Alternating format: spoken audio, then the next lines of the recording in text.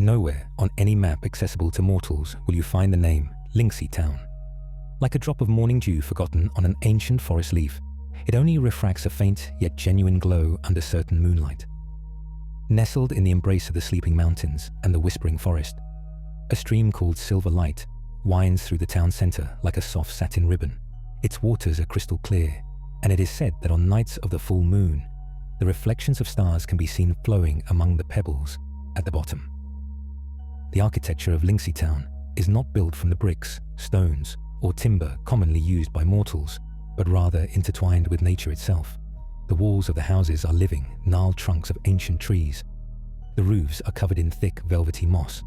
The windows are enormous, translucent mushroom caps that filter sunlight during the day, softening its glare, and emit a firefly-like glow at night.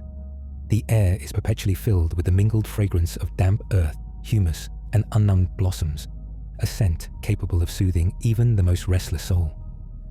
My name is Ella, and I am Linksea Town's Moss Guardian. This role may sound peculiar, but in Linksea, every resident shares a unique symbiotic relationship with this land. Some are stream whisperers, who understand the forest's moods through the murmuring water. Others are light weavers, who spin moonlight and starlight into light, warm fabrics. My job, however, is to care for the ancient moss known as the Heart of Lynn, located in the town's central square. The Heart of Lynn is no ordinary moss. It blankets the entire square, covering an acre in area.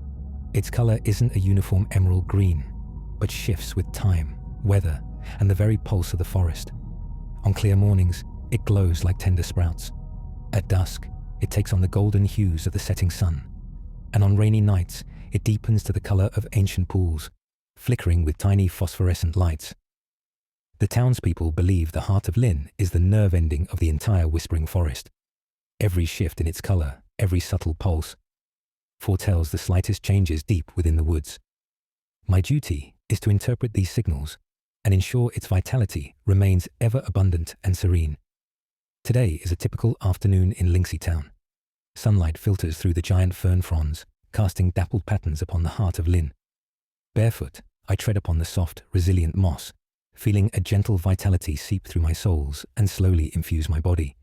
I carry a small basket woven from vines, holding stellar dew gathered at dawn from the upper reaches of Silverglow Stream, droplets imbued with the essence of moonlight.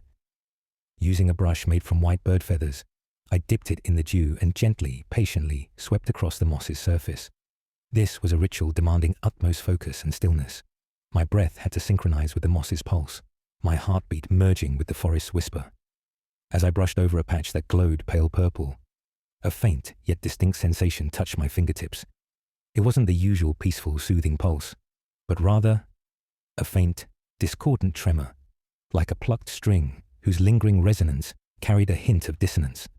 I halted, crouched down, and pressed my palm fully against that patch of moss. Closing my eyes, I strained to feel the disturbance more deeply. It was a faint whisper, as if from a distant abyss, filled with confusion and unease. It bore no resemblance to any emotion I knew in the forest, not the warning of an approaching storm, not the restlessness of migrating animals, nor the murmurs of ancient trees in slumber. This was an entirely new, unfamiliar sensation, like a single wrong note abruptly inserted into a tranquil lullaby.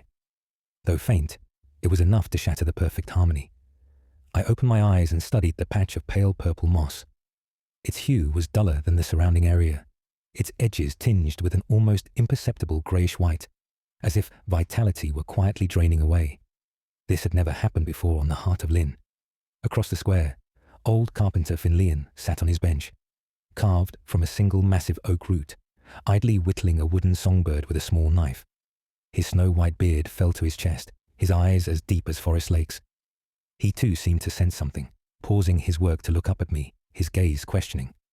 I shook my head slightly, signaling uncertainty. Finley was one of the town's oldest residents, his memory holding centuries of Linksea storms and rains.